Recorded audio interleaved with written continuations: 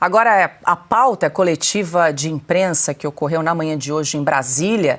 Senadores da oposição fizeram uma paralisação no Congresso em protesto contra a prisão domiciliar do ex-presidente Jair Bolsonaro, ordenada pelo ministro do Supremo, Alexandre de Moraes. Os parlamentares ocuparam as mesas no plenário do Senado. Eles também pressionaram o presidente do Senado, Davi Alcolumbre, e cobraram uma resposta sobre as medidas impostas contra o senador Marcos Duval. O parlamentar foi obrigado a usar tornozeleira eletrônica por ordem de Moraes, depois de supostamente descumprir uma decisão judicial. A oposição defende a análise dos pedidos de impeachment contra Moraes, que é o relator dos casos. Nós estamos começando agora uma ação na Câmara e no Senado, ocupando as duas mesas diretoras, e não sairemos de ambas mesas até que os presidentes das duas casas se reúnam para buscarmos resolver um problema de soberania nacional. O Congresso Nacional foi emudecido. O Congresso Nacional está tendo todas as suas prerrogativas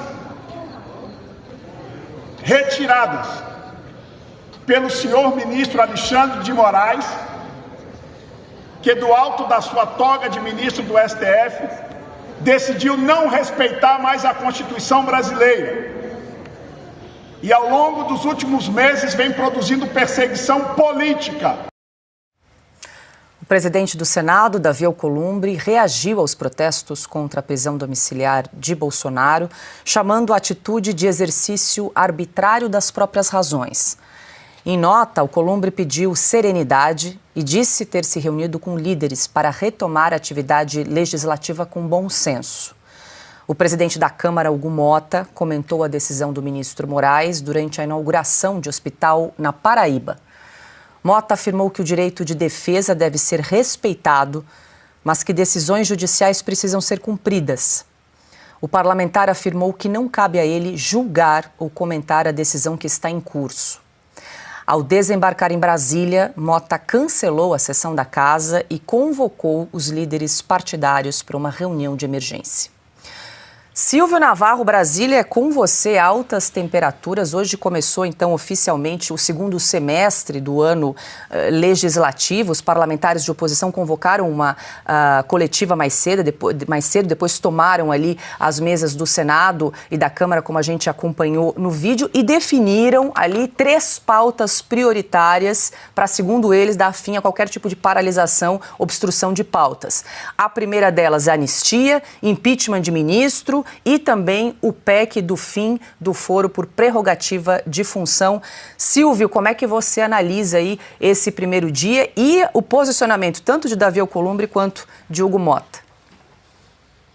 Brasília ferve como há tempos não se via e como era esperado, não só pela prisão do presidente Jair Bolsonaro, arbitrária, absurda, como comentamos ao longo do programa, mas também porque as coisas já não vinham bem. Vamos recordar que o plenário da Câmara dos Deputados foi humilhado, foi pisoteado por uma decisão do ministro Alexandre de Moraes quando da votação do aumento de impostos, do IOF. 383 deputados, que é um quórum altíssimo, votaram para derrubar a ideia do governo de aumentar imposto. E aí o ministro Alexandre de Moraes foi lá e disse: vocês não valem nada. O Congresso Nacional não vale nada. Quem manda no Brasil sou eu.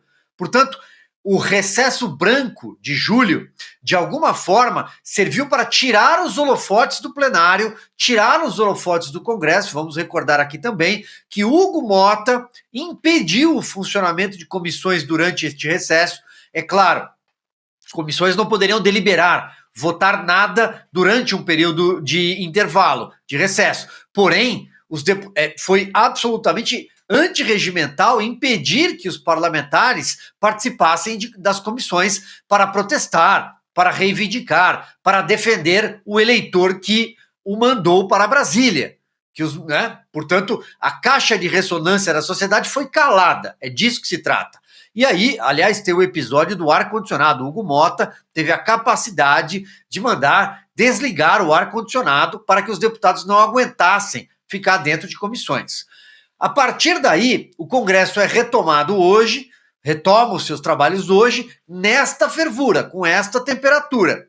E aí, Hugo Mota está onde? Na Paraíba, fazendo agenda palanqueira, fazendo agenda eleitoreira, até que recebe um chamado de alguns líderes, e aí Hugo Mota responde principalmente a dois políticos, ao Marcos Pereira, que é o dono do Republicanos, o partido dele, e também, e é deputado, e também ao Arthur Lira, ex-presidente da casa, que fez com que ele fosse o seu sucessor, com 444 votos.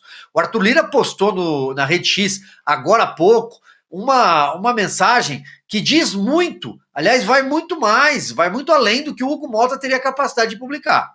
É uma mensagem criticando o Supremo Tribunal Federal. Então, a gente entende que o movimento na Câmara hoje é um movimento de obstrução de verdade. Os parlamentares tomaram a mesa diretora e disseram, não vai ter sessão aqui, ninguém vai trabalhar. A nota do Davi Alcolumbre sequer foi escrita por ele. Eu apostaria que a nota nem é dele. Ele assina, mas o Davi Alcolumbre está em outro lugar, né? Eu procuro não adjetivar, mas a gente sabe quem é o Davi Alcolumbre. Ele não manda no Congresso Nacional, ele é mandado. Ele cumpre ordens que vêm de outro lugar, do consórcio de poder STF Lula, STF PT, assim como Rodrigo Pacheco faria. Hoje o Senado tem uma conta que é de 38 senadores, o número aumentou, eram 34 até os protestos de domingo, e hoje são 38 e precisa avançar até 41 para que um pedido de impeachment pudesse ser aberto. Ainda que isso é muito relativo, porque a caneta do presidente do Congresso Nacional, do Senado, que é a casa capaz, do ponto de vista constitucional, a frear o avanço do Poder Judiciário, seja a mais poderosa. Paula, 4 nomes ingressaram a essa lista e ela é simbólica, como eu disse. Ela deve ser relativizada, tratada com muito cuidado, até porque o impeachment precisaria de 54 votos e hoje esse número não existe, mas é possível chegar a ele, desde que o eleitor bata a porta do seu senador. A oposição nominal, que ela não joga sozinho esse jogo, ela joga com o Centrão. E nós temos neste momento o desembarque do União Brasil e do PP, que estão no processo de fusão. Será a União Progressista. Nós estamos falando de um universo de 109 deputados, de 14 senadores, 6 governadores, 1.400 prefeitos, 12 mil vereadores. É a maior força política e responde por 20% do Congresso Nacional. Esse desembarque do União Brasil e do PP, da base do governo, se de fato entregar os ministérios agora, isso pode mudar o jogo. 4 senadores aderiram ao impeachment de Moraes. A senadora, eu anotei aqui no papel, a senadora Margarete Busetti. A Margarete, ela é a suplente do Carlos Fávaro. Ela é do PSD ali, mas veja, ali é Mato Grosso quem está determinando, não é exatamente o partido.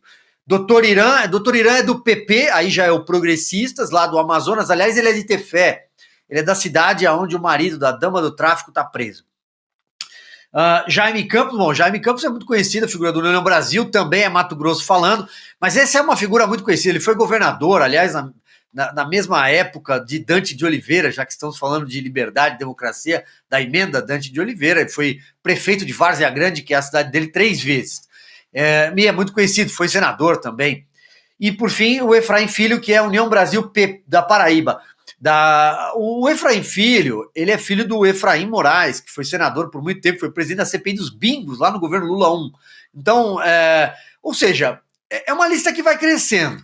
A gente quer acreditar que os senadores vão compreender o momento do Brasil.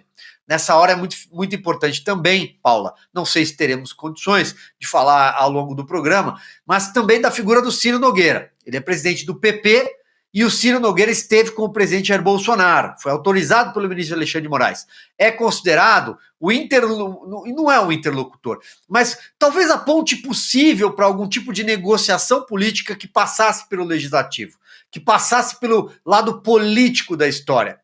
Porque o Ciro Nogueira tem algum diálogo com o Alexandre de Moraes, com o presidente Bolsonaro, ele é um aliado do presidente Jair Bolsonaro, e o Ciro Nogueira é a liderança desse grande bloco, uma das lideranças desse grande bloco. Então, desculpe por me alongar, mas talvez esse seja o olhar hoje para Brasília. Amanhã seguramente a temperatura vai estar mais alta do que hoje.